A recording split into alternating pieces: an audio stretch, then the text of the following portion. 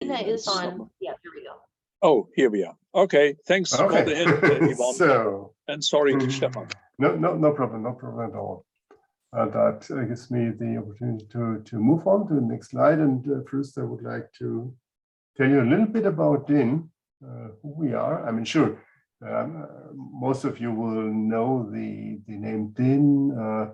And personally, if somebody asks me where are you working, and I say DIN, and sometimes people don't immediately understand. But I just say A4, and then that's it. Everybody knows. In fact, this is probably one of the most famous standards, the famous paper format coming from DIN. But in general, DIN is a neutral platform for standardization. Of course, mainly based in Germany, but collaborating with other organizations in Europe and also globally. We are a private sector organization. DIN as such does not develop the standards on its own, but it collects rather some 36K plus experts from industry, from small and medium enterprises, from research, NGOs, public sector, and they are the ones who actually bring their expertise to standardization. They are the ones who agree on what should be in the standard. The work is organized in 69 technical committees, and we have more than 3,000 working groups. And they work on standards for virtually everything, starting from acoustics, information technology, of course, which is the thing of interest here also in this talk, but it goes to waste management and many more. We have displays in our elevators telling the incoming experts or guests where they should go and what standardization meeting is. And when I personally use the elevator, I'm often really surprised. Oops, also on this topic, we have standardization. It's really amazing. And this after many years with DIN. We have 500 plus staff members. DIN is an association with corporate members. And we have some 3,500 plus of such corporate association members, which stand for, I don't have the exact figure, but which stand for like 15 more or less % of the overall GDP in Germany. And the result of all this work, is a set of more than 34,000 standards. I already that we're not alone. DIN is actually working in a whole ecosystem.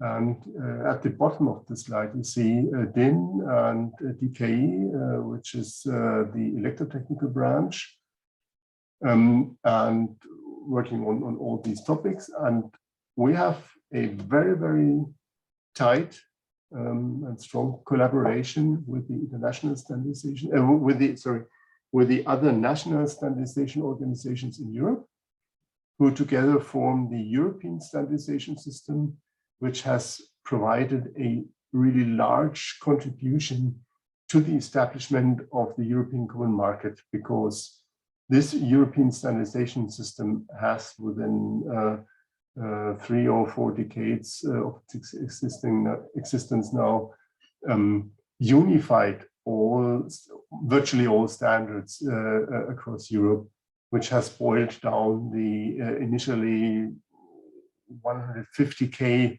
different standards in different countries in Europe to like 20,000, 25,000 European standards. And then there's a small set of standards which are specific to the countries.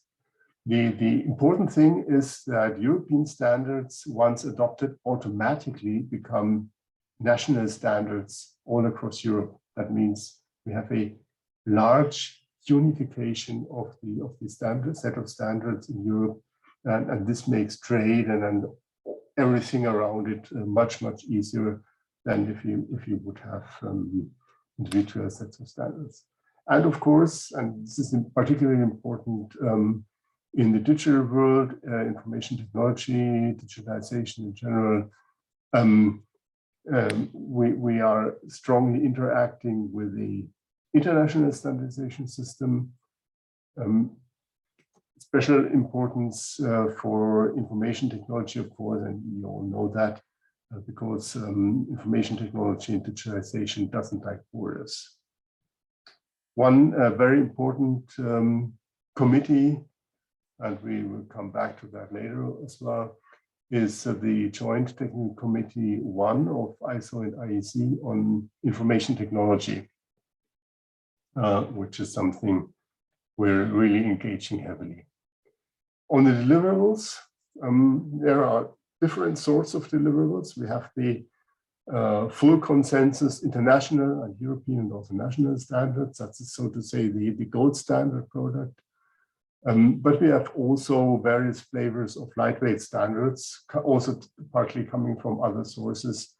And they are more meant to be used in innovation processes where we do not have the full technology developed in all aspects, but where it is rather important to have the available set of knowledge and understanding written down and coded in a standard.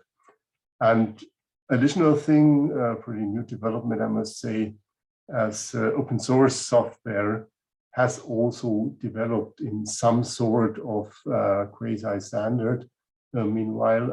And of course, software is something that enters into virtually everything in the digitalization process.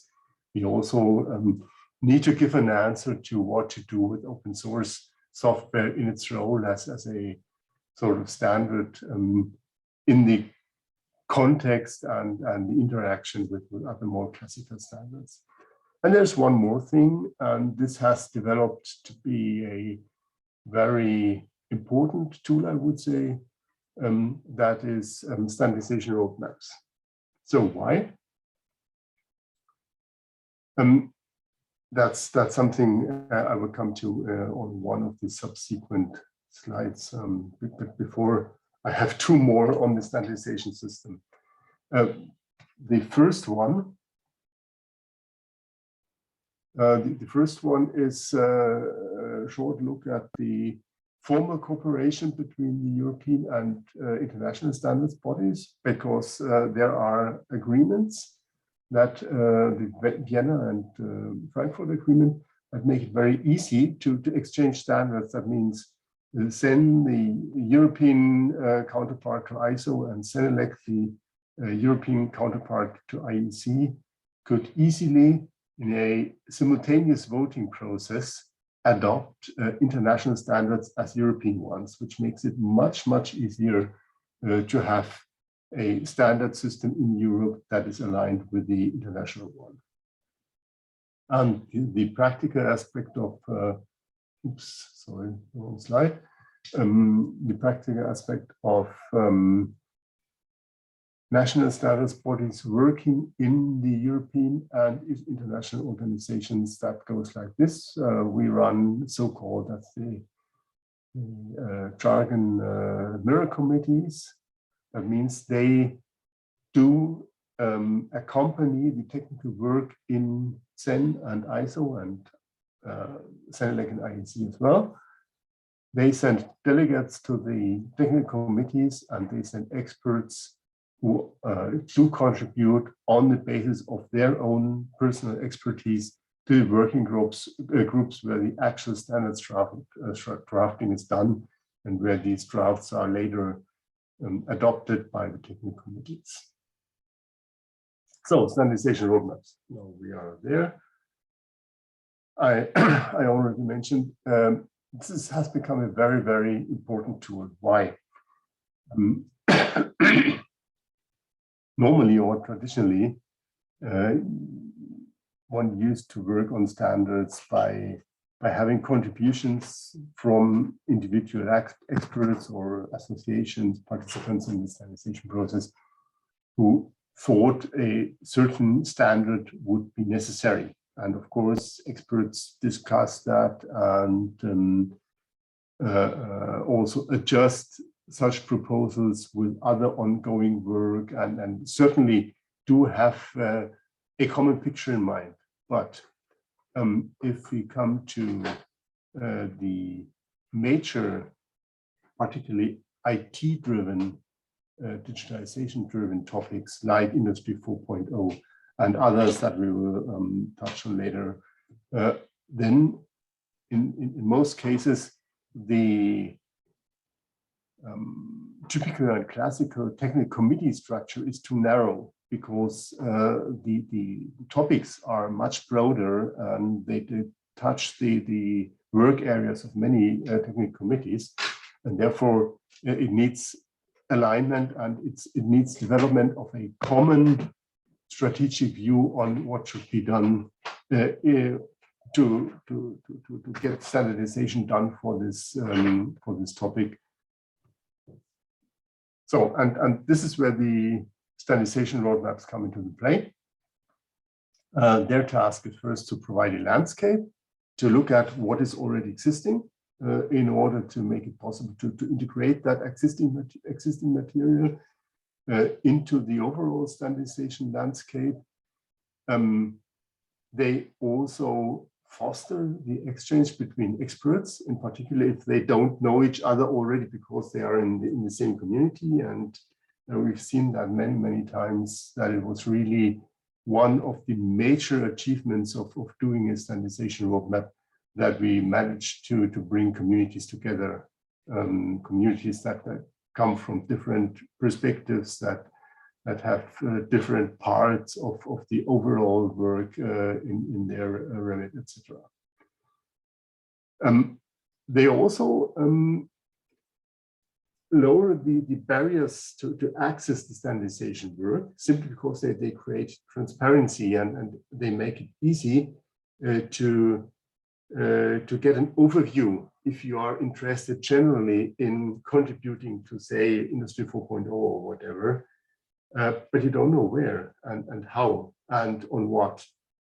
And then it's very good to have a standardization roadmap. You can look at it and see, okay, this is what is going on, this is what should be done, and this is my place to contribute.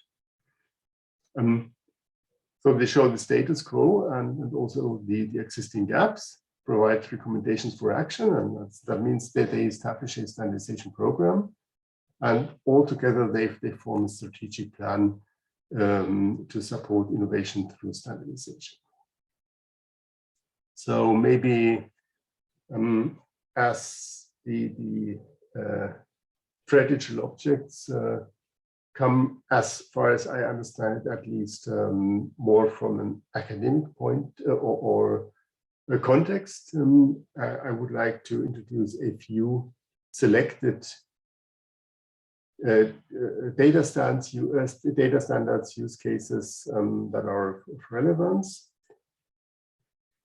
First, Industry 4.0.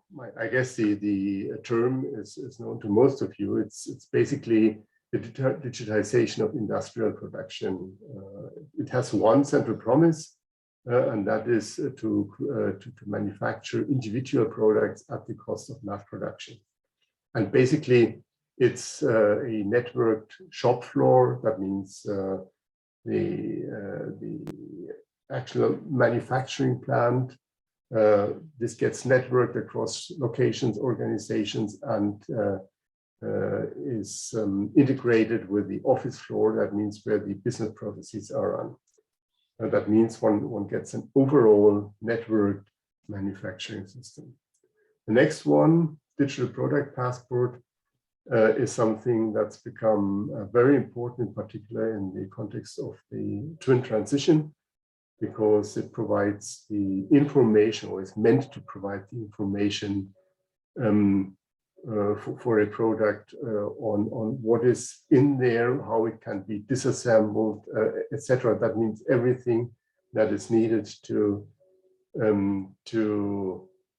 deal with it from a circular economy point of view. That should be in a digital product passport. That means all information also that the product has gathered throughout its lifetime on repairments, etc. Digital quality infrastructure, another very interesting thing.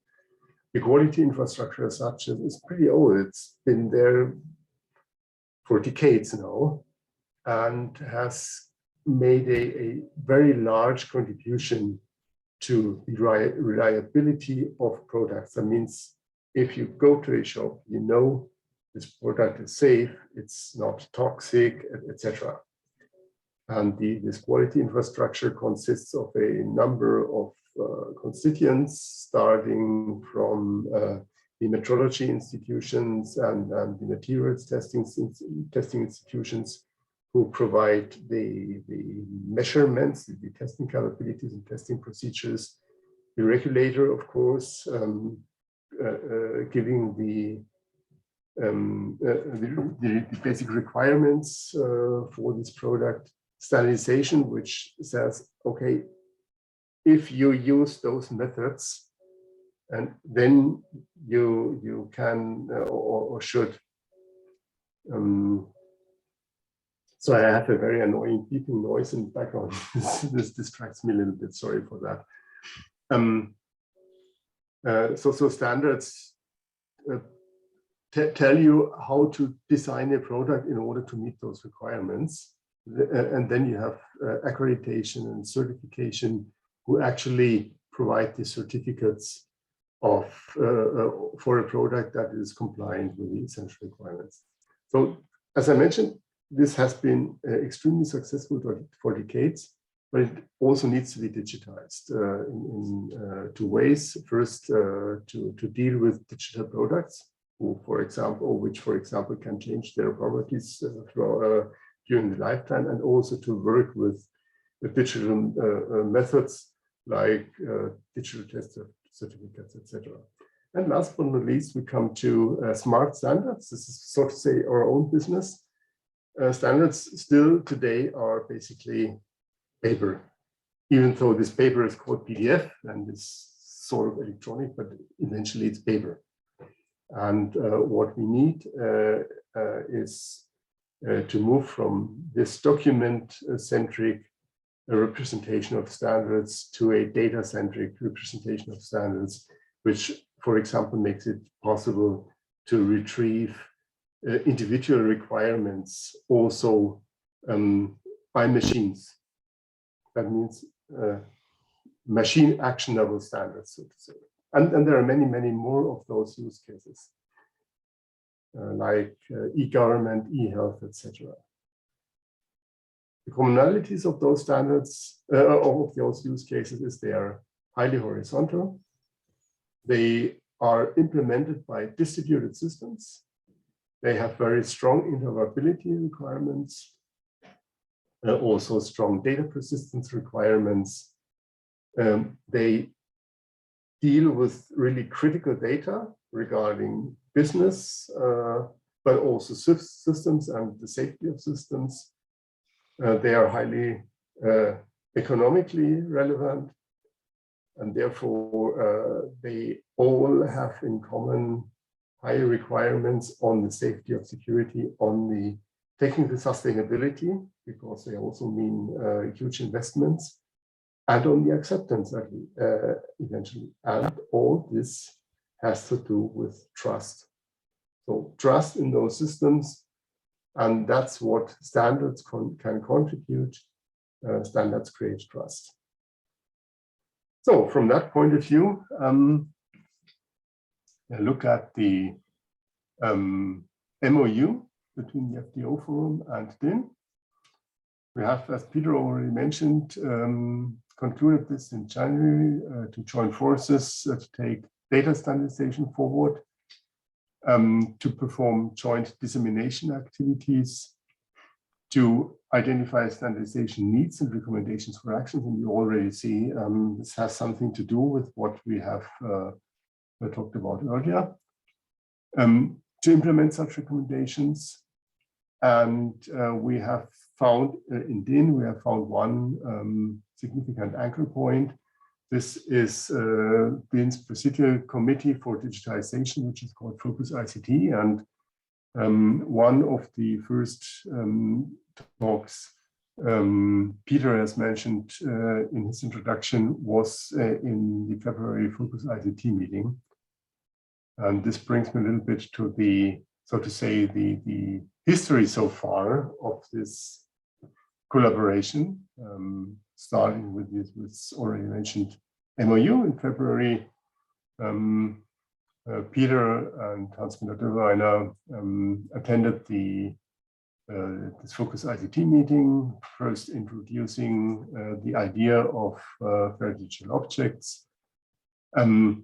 They presented it also at the March meeting of DIN's IT Technical Committee, and they were in fact very interested and immediately decided to establish an ad hoc group to explore the FDOs and their potential further. And interestingly, in the same meeting, there was also a presentation on the digital product passport, and they put the extended discussion on the digital product passport and its IT aspects into the same ad hoc group, which I think is an interesting source for synergies. We had another meeting together with two other committees which also work on innovation strategy aspects. And this was very interesting as well, created pretty concrete examinations of FDOs in the context of Industry 4.0.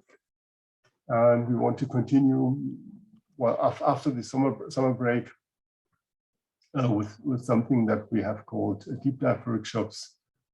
I will come to that on the next slide. And we're thinking about holding a FDO industrial use cases conference around October, November. This is not yet finally decided, but we hope we can arrange that. So, few words on the deep dive workshops. There will be one such deep dive workshop per use case, and the objective is to investigate the potential of FDOs in the respective use case and to develop first ideas on how to proceed for a concrete use case. That means that's already a sort of in-depth examination. We want to do that with 10 to 12 participants for like 4 hours, starting with introducing the FDOs and also introducing the use case. That means we will have FDO experts and use case experts in the same workshop. We're thinking about like 45 minutes for each of those introductions, and then run a structured discussion. What do we have as use cases? You see quite a few of them. I mentioned some. Product carbon footprint is there, the digital product passport, we have that. Smart standards, data spaces, cybersecurity, building information management, this digital quality infrastructure, Industry 4.0, and also some others. For the time being, we are intending to focus on 3, namely Industry 4.0, the product carbon footprint, and e-government. E-government is interesting because, contrary to the other 2 use cases, it is one which is, in a sense, purely digital, as it does not have a physical counterpart. So in Industry 4.0, you have always machines, and digital is the digital twin, so to say, of that machine, etc. So, and having outlined all that, this is my last slide, to shortly sketch what we see are the things to do. First one is to develop and agree on a standardization roadmap and the landscaping. So I touched on that earlier, and that's always a good starting point. But, and this should be done in parallel, to develop and agree on a reference architecture for the integration of FDOs into those existing use cases. Why? I mean, the use cases that I've been talking about, they are all seeing really active works, partly for years. For example, Industry 4.0 has started like 10 years ago and is pretty much advanced. And there's been much standardization work, much software development, much establishment of infrastructure, etc. And coming to the Industry 4.0 guys and say, look, everything that you've done for 10 years, throw it away. Now we have your wonder tool FDOs. That wouldn't work.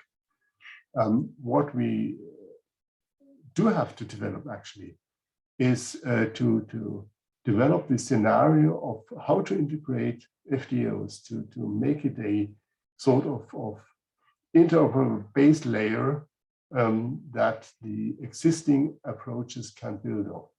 This is what we have in mind, and this needs to be explained to those use case communities, if you want to. Next thing, to bring the FDO base standards, the ones that are currently out for commenting, to international standardization in this already mentioned JTC1 information technology.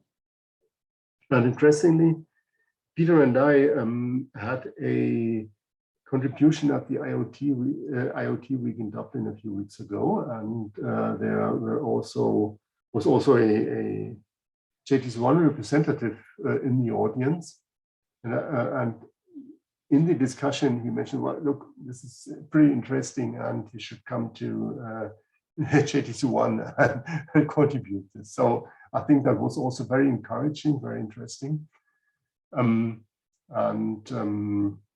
We've been talking to our national mirror committee to JTC1, who are ready to let's say, conduct that work and to actually bring the standards, take the standards to JTC1. Our strong assumption is that there is quite a lot of further standardization potential around that will come from those existing use cases I've been talking about in terms of semantics, metadata, standards, etc., etc. And once this standardization potential is identified, one should develop the respective standards. And then there is one thing, and I marked that special, to explore the potential of FDOs as a basis for these smart standards approach that I've been talking about. And that means as a basis for information-centric representation of standards. I will have a meeting in a few weeks' time with the people in DIN who run this project, Smart Standards project, together with European and international colleagues. And in a first, let's say, a teaser talk, I told the responsible a little bit about this idea, and I think he sort of got a glimpse of what could be behind and was very interested in having a meeting. So altogether, this was my last slide.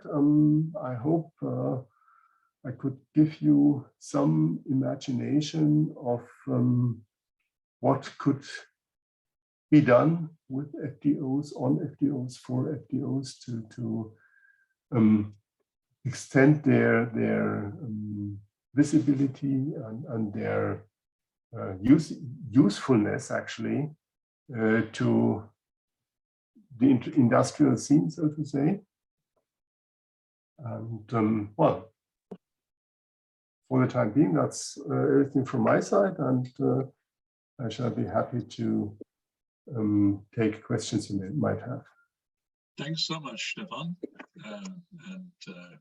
Almost great in time. A lot about standards. What I understood from all these meetings, by the way, and I guess my colleagues see it as well, is that standardization is not an easy issue. It's more complex than just sitting on specifying the FDOs, but that's what we will see.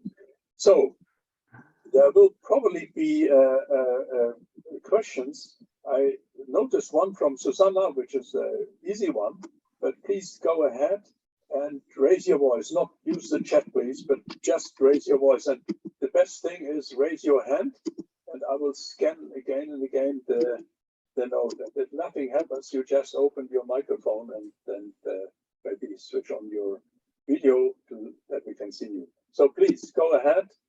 And I see Susanna. Yeah, Susanna. Sorry, I just want to add, thank you very much, Peter, and Stefan, thank you very much for the presentation.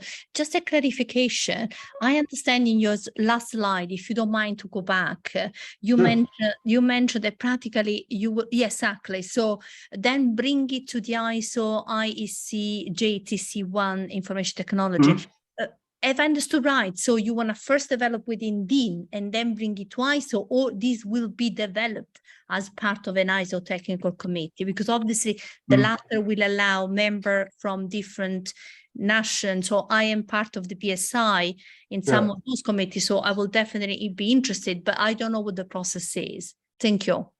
Yeah, thank you for this question. But we do not want to take an intermediate step for the FDO-based standards, doing on them something in DIN that would make sense. No, the idea is that we would actually pave the way for those standards to JT1, and then bring them to the discussion there. Susanna, if I just may add, so in Dublin, we were indeed asked to present a position paper. So Stefan spoke about the roadmap, and there must be a link between the roadmap and the position paper, of course, right? So we have to write something as soon as possible, which is not that easy. Hope that clarifies. More questions to Stefan. So if nothing happens and you want to ask something, please raise your voice, as said. Stian. Oh, the football match. Oh, yes, I should stop immediately. But Stefan, Stian, what can we do? You have to say something. So how would we combine the relative open nature of the FDO Forum development of the standards within ISO committees which require commercial membership and institutional agreements? Well, first of all, maybe you see or understand DIN ISO committees with as a sort of closed club. I mean, I can speak for DIN. Sure, the operations of standardization organizations need to be financed. That's clear. However, we are a non-for-profit organization, and we do not ask for charges for academics and for public sector people. We're open by nature, even though not everything is for free. That's true. And there are actually many of similar collaborations with other SDO standards developing organizations such as W3C, OASIS, etc. You know, for industry operators, it is in many cases crucial that they have in particular when it comes to safety, security standards, that they have a very controlled quality management and everything, and that they can integrate standards into their quality management. And for them, the fee for purchasing a standard doesn't matter at all. That means for industry, it's in many cases very helpful to go into that system and let's say having an ISO standard helps you a lot in creating trust. And if you say, well, we've built on an ISO standard, you don't have to explain the why and the how. It's just an ISO standard, it's credible. Yeah. And I think that's the added value. Thanks, Stefan. May I just add, when we signed the MOU, we discussed it briefly, and it was clear. And Stian, you probably know this game or so. We will synchronize the specifications which we have in FDO Forum very closely with the standards, of course, right? And all the specifications of the FDO Forum, which are synchronized, both, they will be open anyhow. So this is the game you probably all know very well from other instances. Rainer, I see your hand is up. Yeah. Thanks, Stefan. Thanks for the great introduction and what you plan to do. I'm a great fan of standards. I must really admit, and I'm especially a fan of standards that are really used and adopted by everybody. So you already said DIN A4 and letter formats and so on. And I'm looking at my USB sticks, and this is really great. It unifies and makes things simpler. On the other hand, we have also many standards which have been not taken up. So there are standards, they are resting and nobody uses them. Which kind of strategy do you follow, or do you try to develop that to make sure that the standards, that if FDO becomes a standard, that it is being taken up? Do you have certain strategies in this direction? Sorry, I'm from research. I'm from a different topic. Sure. That's an excellent question. So the strategy is pretty much around the use cases that I've been talking on, and we're intending to engage, and actually we're already doing that in very intensive cooperation with Peter and others on that, engaging with those communities. That means once let's take Industry 4.0, there is an existing community. And the idea is to talk to this community, and we're already doing this, to explain the advantages and the promises of the FDOs, develop the concrete promises or potential for FDOs together with those communities. And I think this is the strategy to get really adoption and uptake of FDO-related standards. May I add one thing, Stefan? Sure. So, Rainer, I think, as mentioned earlier by George and others, running code is the most convincing argument, right? And that's what these guys realized. So when I introduced Stefan, I briefly mentioned the project proposal we are working on together with others, Hans Günther and so forth. And of course, these industry people, when they talk about standards, they know it's not something which they have and use tomorrow. No, that's not industry practice, right? Such standards are mostly, and Stefan knows better than I, associated with big costs for industry. So they want first test out in practical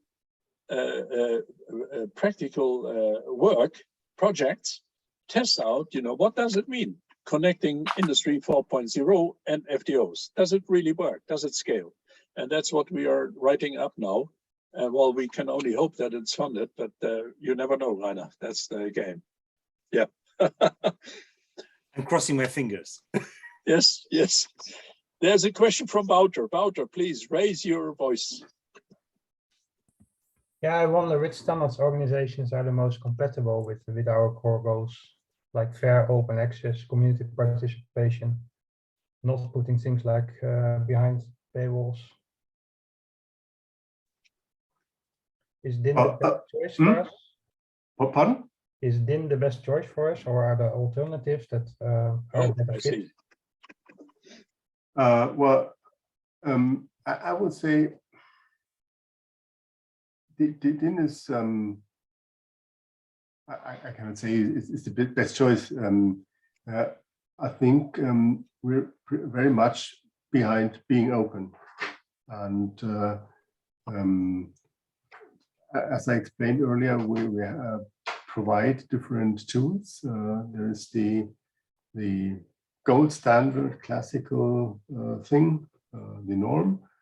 And there are other formats, those lightweight standards. And actually, we do offer those lightweight standards at no cost. That means you can download them from our web shop. Being open is, let's say, our DNA. I know sometimes there's the not impression, but rather let's say the fame, so to say, of classical standardization for being a closed shop, but that's not true. That's really not true. And for example, as I mentioned, this standardization roadmap thing, we have started to develop a standardization roadmap on artificial intelligence, I think like 2 years ago, in an absolutely open process, a process where you can just register on a website and you can contribute from there. You even do not need to go to meetings. And we have included, like, if I remember correctly, like 700 or even more people in this process. I would call that an open process. The same for the digital product passport, where the number of registered experts on the collaboration platform has exceeded 1,000. So, well, if I just may drop in here again, Stefan, I think, Wouter, your question is difficult to answer, and we should be just a bit of opportunistic. So at this moment, we work very well together, I would claim, with DIN, and DIN is doing the best to bring us together with industry, and that's what we all can like, I guess. So, but there may be other ways, we will see. So at this moment, I think we can take profit from DIN collaboration very well. So I see a hand from Hans Günther. Please, Hans Günther. Yeah, hi. Well, I would say DIN is almost a governmental organization in the heads of people. It serves German economy, it serves the German people, and as far as we get the money, in this case from the German government, DIN is a natural candidate. In fact, there is no other comparable organization within Germany which would have the same. When these guys have 700 people, they are everywhere. They hug everybody, including our enemies, in quotation marks, and that's what they contribute. They have decades of knowing the structure, the industry. They know the interconnections between different industry. They are really in my view, the most professional. I mean, I'm talking about Germany, right? I'm not talking about European situation, but of course they are also very much connected to the European and international standardization business. So I feel comfortable. Although I have to admit, Stefan, I did do my master thesis in the same room with Stefan, so there might be some personal reasons, but that was something like 30 years ago, right? So anyway, but maybe sorry. But it's one reason we work together from the start very well. That's good. There is that question from your side still. No, I think I don't. Okay. Yeah. Okay. Thank you. Thank you. Other questions? So, I see two more in the chat. Please go ahead. One thing, we're facing similar challenges with W3C Prof and using a profile of an ISO standard. Because the drafts are not open, it is hard to get other academics on board or to give feedback, etc. Sure. This is understood. I would put it that way. To make this collaboration agreement work, we can use different means, and doing a plain standard is just one means, and taking some material to the international standardization is just one means, one tool. We have many other tools with different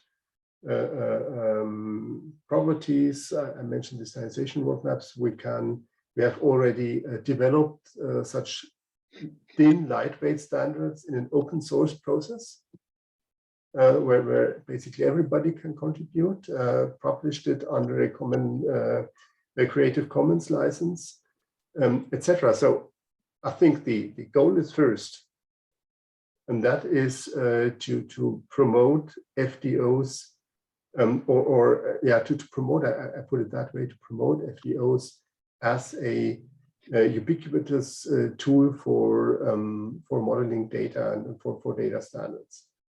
And then we can see what are the tasks and the challenges to reach that goal, and then we can select the right tool. Going to international standardization is just one. We can whatever invent to get forward. And sure, I mean this need to have an open process, to collect feedback from others, etc., etc. That's all understood, and we will be able to deal with that. Thanks, Stefan. If I may join in here maybe and raise the discussion amongst others, and also would like to, I say, provoke my colleague George to say a word or so. So we're talking about these, when we started talking about these FDOs, which we started doing in the Research Data Alliance, and there were some other papers beforehand by CNRI and so on, but I will not go into detail here. So when we turned this into an action, calling it FDOs, then we had the impression, at least that's what we wrote in early papers, that we are in the data world are in front of a revolution. And at that moment, we see a lot of curiosization. So when we were at the meeting, IoT Week, which Stefan already mentioned in Dublin, you saw all these people, these 600 people running around with ideas how to shape the data space, right? And everyone had his own idea, her own ideas. Everyone tried to sell their solution.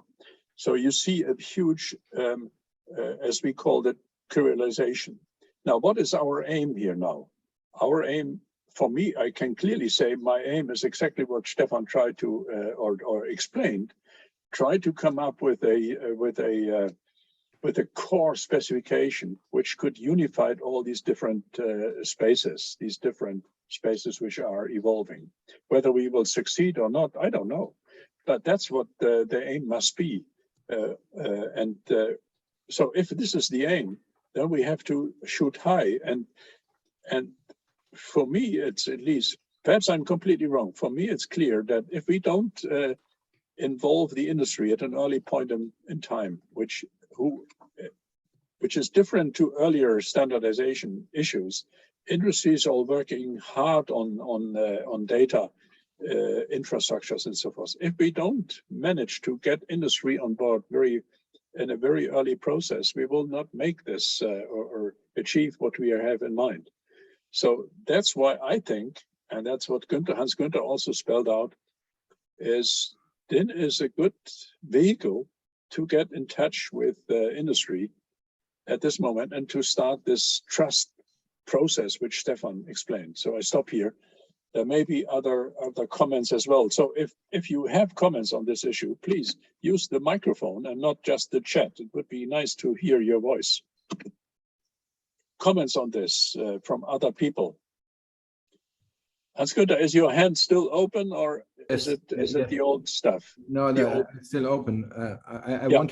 I wanted to say that it's very important, even within the next year, that we not only stay and have industry in mind, but also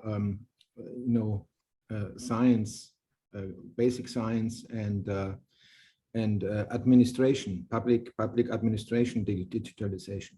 So we need to move the FDOs into all the sectors of state, and we need to run and finance, and we have put this in our budget, really programs, PR programs which raise the subject, produce videos, little TV stories about, we need to get the FDO into people's mind, and by that I think we will be able to create a momentum. I think that's important. Of course, without industry, nothing goes on, because we need to get realized by the big companies, and you can't get things financed without the industry on a longer term. But it's important to spread beyond that. Thanks, Hans-Günther. So just add, when we are writing, so Hans-Günther, it would be nice if you take away your hand, since otherwise I don't know whether you have a new point or not. Yeah. I had it put away, Peter. Okay, good. Good. So Jim, let me just add. So we had discussions now, for example, through these industry links, and we're not, when we design projects, sub-projects, we also design something which reaches into the future, let me say. So we are discussing what is the basis of information, or we want to continue this. We want to say what happens really in the next 10 years and what is changing in the next 10 years. For example, there are many things. For example, all these IoT devices, there will be billions of these IoT devices. They all, produce data streams, gigantic amount of data streams. So now imagine, and most of these streams are from industry, but also from science. Now imagine that there is this space, and we really managed to create an open data market, which has other aspects as well. If we have these data, all this data on a market, how would we organize this huge space? How would we deal with this space? We're discussing with a guy from Google now, who's working on, who found out this schema.org thing. We need to get all these people, these good people, together, and we need to foster these interactions between the different people. And I basically don't care where this happens. So obviously FDO Forum will push this work. And if DIN is a good partner in this, taking this up, well, why not? And there may be others as well. Stian, I hope this goes with you. And I just see that Stian mentions something. Stian, oh yeah, you have your problem with your kids, I guess. It would be nice to hear what you're saying, Stian. But maybe someone else can drop in here. I have to read this. Maybe, if I may, a direct reaction on what Peter just said. I mean, it's not such. This collaboration would be a one-way collaboration or something. Oh, yeah. It will be two-way. It will be. We'll talk together and see what can be achieved how best, and then we will see, okay, these are things that should be put to international standards, and we will see that we will have the possibility together to bring together communities, the academic one and the industrial ones, etc., etc. So standardization is just one aspect, I would say. Yeah, Stefan, I think in the chat, if I understood Stian correctly, and I know Stian from some time, so I guess what you're saying, Stian. So Stian is hammering on the open discussion process. So Stefan, when you, for example, showed these workshops ideas, right? Yeah. I think what Steen is heading to is that this has a reflection on some media, some wiki or so, where all people can contribute, and I think that's something which we need to do. Steen, probably we need to do more, but that is certainly something which we need to look at. I'm definitely with you here. What Steen here refers to open source hardware, the DIN spec 3105. That was actually something I was heavily involved in. And sure, this can be one blueprint for collaboration. This is actually what I had in mind when I said earlier that one could imagine that to develop standards also in a fully open process on a platform-based open source like. And this DIN spec was the first one that was published under a Creative Commons license. Stefan, maybe we should add that DIN is a German organization, and we discussed this in the FDO Forum, but this will not mean that only the Germans participate in the discussion. Of course not, that would be a nightmare, right? So we have to make very clear that DIN is now taking up and taking initiative, but the platform must be open. Of course, we have all the Americans, the people from Japan and China, and that must be an open process, of course. Absolutely. To be very, very clear, as Peter said, it's about creating the right platform, making communities talk to each other, and integrating, involving everybody who needs to be integrated, absolutely independent from where, etc. Folks, is there any remaining question, burning question? I don't see a hand. Wouter, yeah, you have a hand open. Is more a comment. Getting industry on board is very important. It has been stressed several times already. However, I think for us, science comes first and industry is second.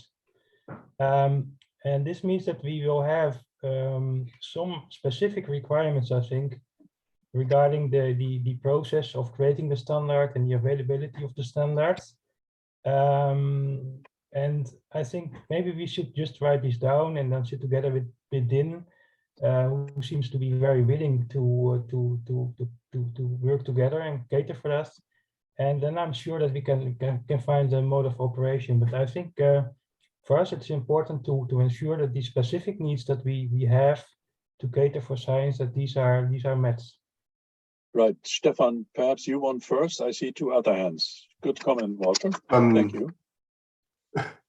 Yes, what should I say? Sure. I mean, FDOs are coming from the academic community and from research, and that's absolutely important to serve and to serve the needs of the academic research community as it needs to be. Anything else wouldn't make sense. I mean, if you work on a community process, you always need to really carefully listen to what also the individual constituents of your communities need and require, because otherwise you will lose them, and that would harm the overall goal. So I see two hands, Larry and Hans-Günther. Larry, will you start? Sure. Since we hear the internet used as an example so often, I'll try something else. But the answer to combining science and commerce is the right level of granularity. So I'll use the telephone system as an example. We don't have separate telephone systems for the universities and for the car manufacturers. We have one telephone system. So if FDO is intended to be a very high set of principles, levels of abstraction for developing ways to have data interoperability. though all those specific ways of having data interoperability may be at lower levels of standards. And I was actually going to ask Stefan that question, whether there's anything parallel to that in DIN where you have sort of very abstract principles as standards to begin with, and then getting more specific. Shall we first get back to Stefan? Yeah.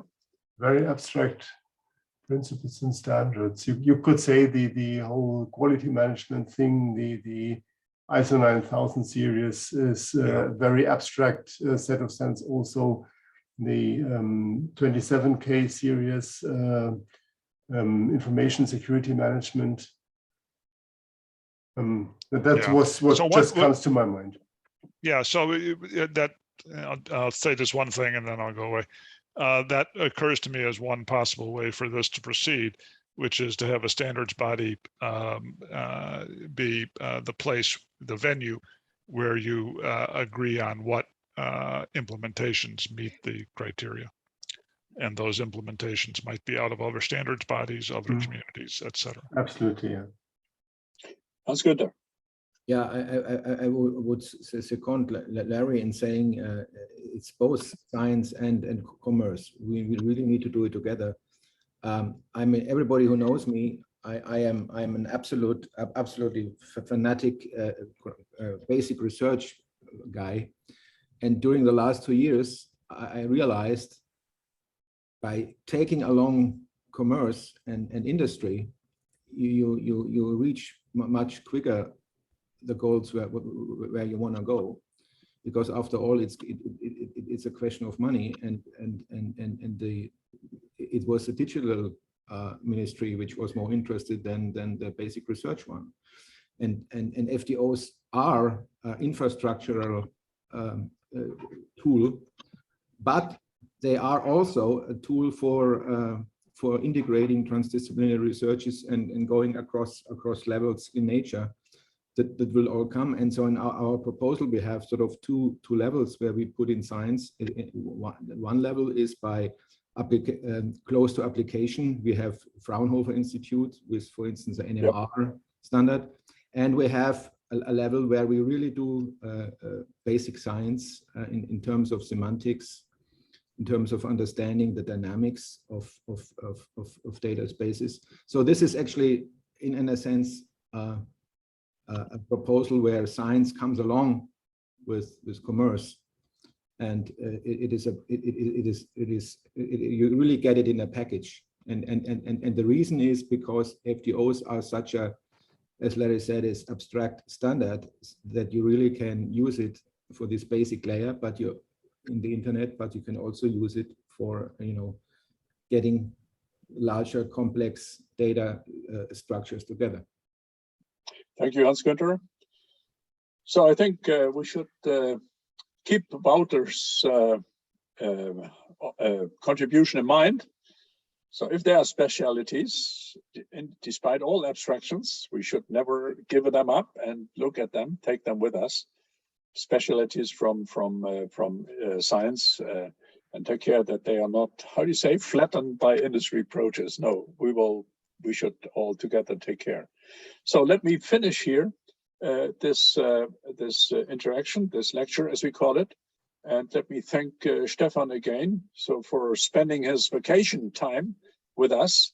So Stefan, thank you very much, and obviously we will have you in the FDO Forum very soon as part. So thanks a lot, and thanks to all of the people who joined us in this session, and hope that we can continue the interaction. So thanks a lot, and see you soon again. Thank you. Bye. Ciao.